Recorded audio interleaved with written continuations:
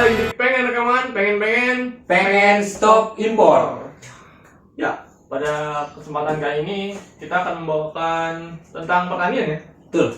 Tentunya khusus tentang pertanian organik. Dengar-dengar ente sudah nyari-nyari berita ya.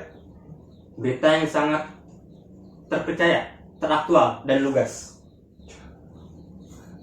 Dari deskripsinya saya sudah deg-degan nih dengan berita-berita yang Anda bawakan. Ya, Betul. bisa disebutkan saja beritanya apa? Oke, langsung saja.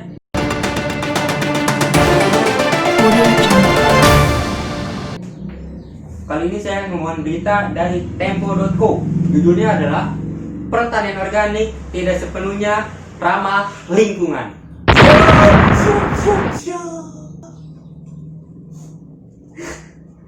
Kenapa ekspresi Anda seperti itu?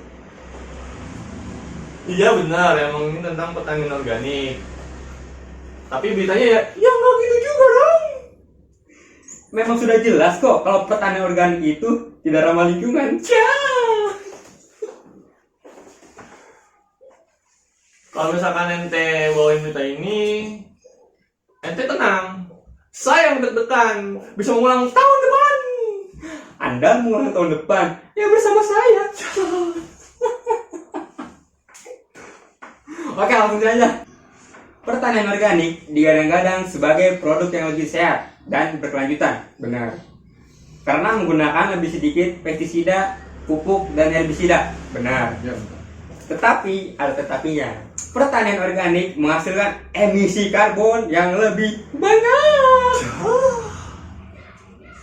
Jadi begini teman-teman, pertanian organik ini kan memang menghasilkan emisi karbon yang lebih rendah dibandingkan dengan pertanian konvensional pada umumnya. Namun hal ini tidak sebanding dengan produktivitas yang dihasilkan oleh pertanian organik ini. Karena pertanian organik ini menghasilkan 40% produktivitas lebih rendah dibandingkan tanaman konvensional. Kenapa? Karena pertanian organik ini membutuhkan luas lahan yang lebih dibandingkan tanaman konvensional. Karena pertanian organik ini kita tahu sendiri akan menggunakan bahan-bahan alami, contohnya sebagai penanaman tanaman kacang-kacangan, sebagai pengganti pupuk. Nah, yang tadinya area yang ditanami ini bisa ditanam oleh tanaman budidaya, harus ditanam dengan tanaman kacang-kacangan, yang menjadikan produktivitas dari pertanian organik ini menurun gitu. Dalam lahan yang luas itu kan tentunya kita tahu sendiri butuh memiliki banyak tanaman yang akan mengakibatkan emisi karbon itu menjadi lebih besar dibandingkan pertanian konvensional. Ya, daripada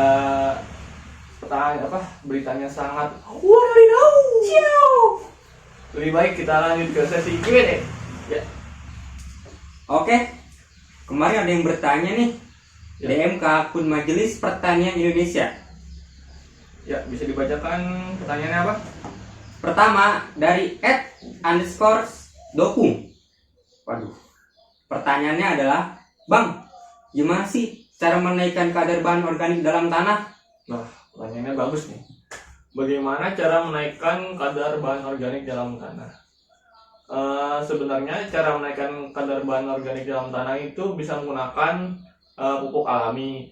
Contohnya seperti pupuk kandang, pupuk kompos, pupuk hayati, dan juga pupuk hijau. Nah, itu adalah bahan-bahan yang dapat meningkatkan kadar bahan organik dalam tanah. Ya, lanjut saja ke pertanyaan kedua. Oke, untuk pertanyaan kedua dari akun @_ilhamtiffany. Bang, cara meningkatkan kesuburan tanah kan dengan menambahkan mikroorganisme. Nah, apakah bisa menambahkannya dengan Yakult?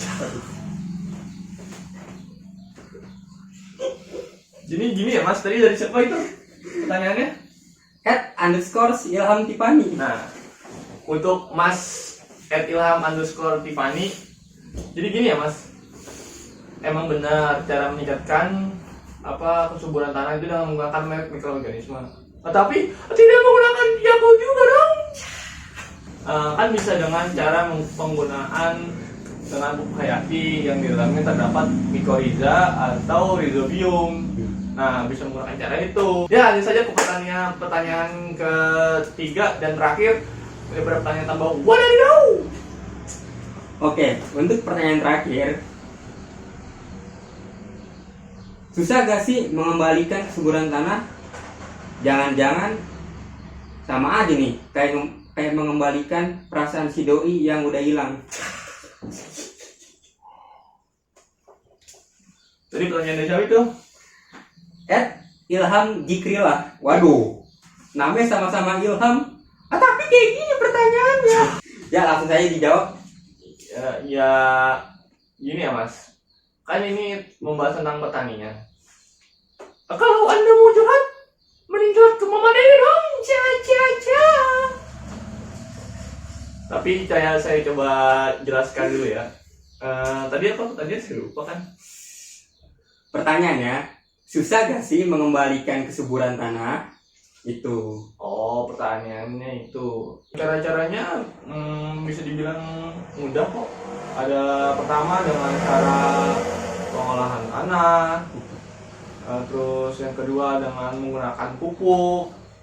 Yang ketiga bisa dengan menggunakan bahan pembenar tanah. Yang keempat bisa dengan menggunakan rotasi tanaman. Nah, ini adalah cara-cara meningkatkan atau menaikkan kesuburan tanah secara umum. Berarti ini untuk pertanian konvensional. Tetapi kalau misalkan ente mau dengan pertanian organik, mungkin bisa dengan cara yang agak berbeda. Misalkan kalau pada pertanian organik ini caranya itu dengan tidak menggunakan olah tanah atau sistem TOT. Yang kedua adalah penggunaan pupuk-pupuk dari bahan-bahan organik atau bahan-bahan alami. Terus yang ketiga mungkin bisa dengan cara rotasi tanaman. Saja pertanyaan-pertanyaan yang sangat dari DM yang masuk ke kita. Mungkin segitu saja video kita kali ini. Kurang lebihnya mohon maaf apabila teman-teman saya ini banyak salah. Jadi intinya pertanian organik ramah lingkungan. Sangat ramah lingkungan. Oke. Maaf saya salah, saya klarifikasi. Ya, langsung saja kita closing untuk video kali ini. Sekian. Tetap di pengen rekaman, pengen Pengen stop impor.